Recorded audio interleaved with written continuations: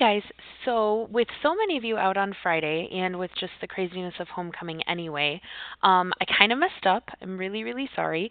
But on Friday, we were supposed to go over these two problems together so that you guys could do some more of the practice over this long weekend.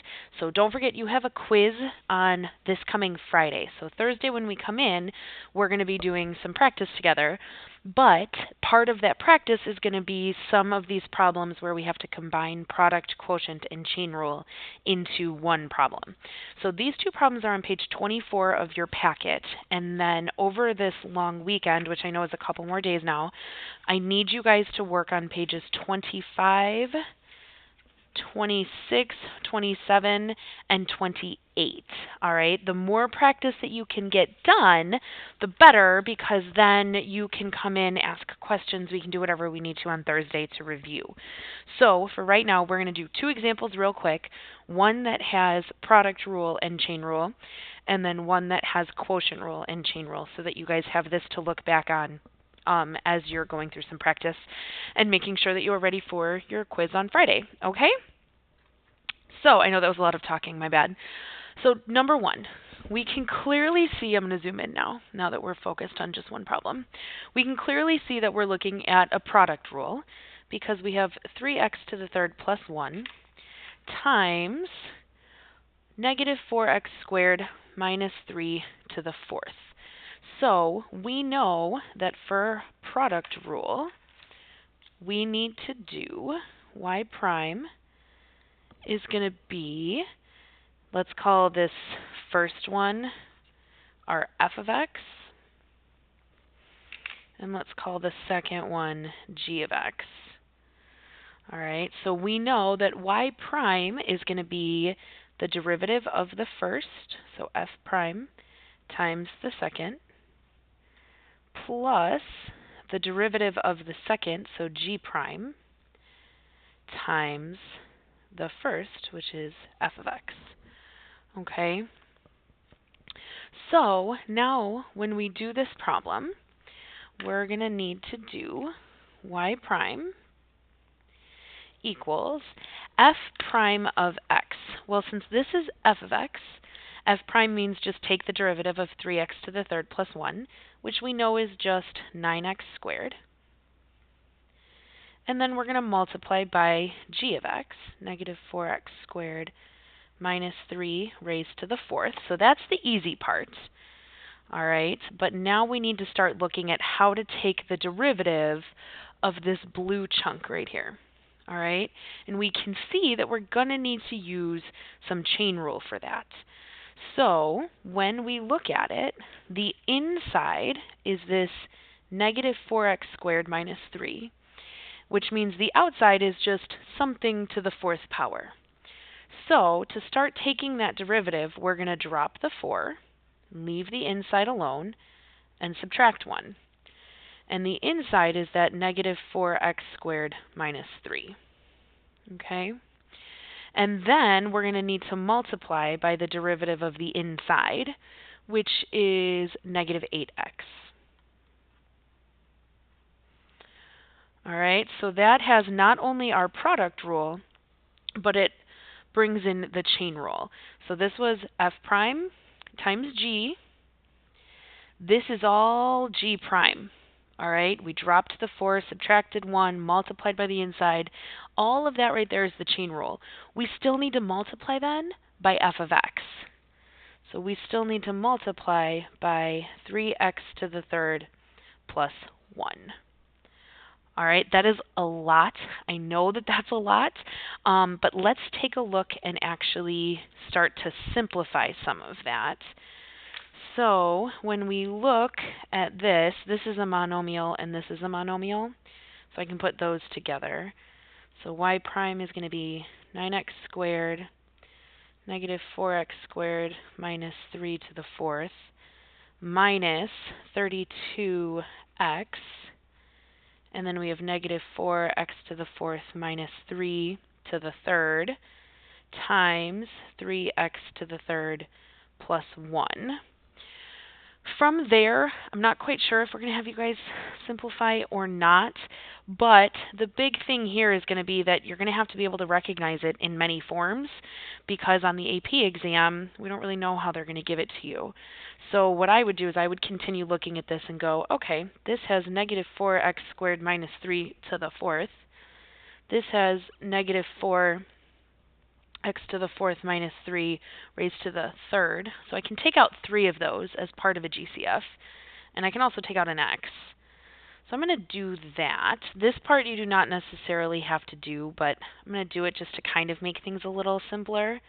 Negative 4x squared minus 3 raised to the third, and we'd be left with a 9x and an extra negative 4x squared minus 3 minus 32, and then 3x to the third plus 1. And then on the inside there, we can start to simplify a little bit more.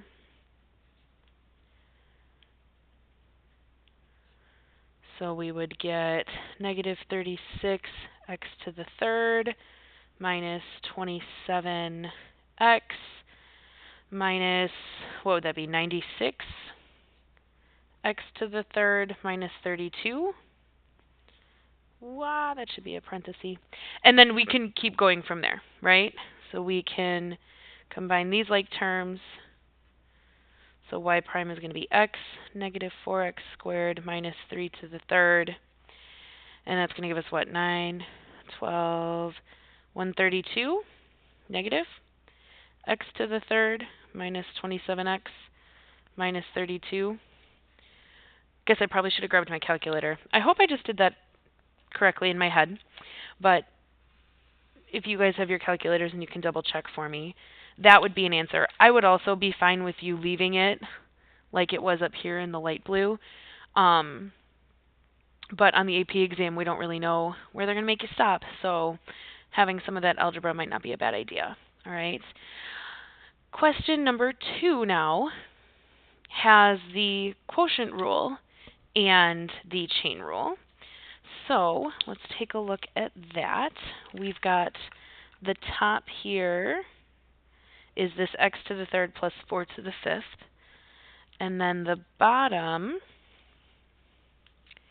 is this 3x to the fourth minus 2. So we've got some quotient rule going on. And we know that for quotient rule, we're going to do low d high minus high d low all over low squared. All right, so once we start looking at this then, that's going to be y prime equals the bottom, which is 3x to the fourth minus 2, times the derivative of the top. Well, when we look at the top, x to the third plus 4 to the all raised to the fifth, we can see it's something to the fifth power. There's that something, so that's going to require the chain rule. So it's going to be 5 x to the third plus 4 raised to the fourth times the derivative of the inside, which is 3x squared, and then minus the top, which is x to the third plus 4 raised to the fifth, times d low, so the derivative of the bottom, which is going to be 12x to the third, all over the bottom squared, so 3x to the fourth minus 2 squared. Now the only thing I'm going to do to simplify that is just kind of put these together at least, and then that's probably it. Y prime, I'm going to stick those in front, so 15x squared, 3x to the fourth minus 2, x to the third plus 4 to the fourth, minus, I'm going to stick this 12x to the third in front also, x to the third plus 4 to the fifth, and then all over 3x to the fourth minus 2 squared. And we can just leave that as our final answer. All right, so again, for the first one where it has the product rule, some simplification is probably required. I wouldn't do quite as much as what I did here, but I was just trying to show you guys that you can. You have those math skills, okay? Um, and then for quotient rule, it's just kind of making it look a little simpler. So I do need you guys, before you come back to class, to have everything through page 28. All right, so 25 to 28 is the combined practice.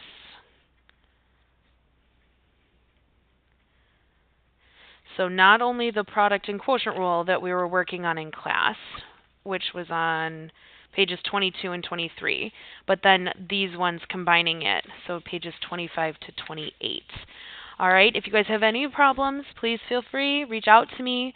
But you guys still have all of Tuesday and all of Wednesday, so I know you can get it done. I know you've got this, and I will see you guys on Thursday. All right, bye.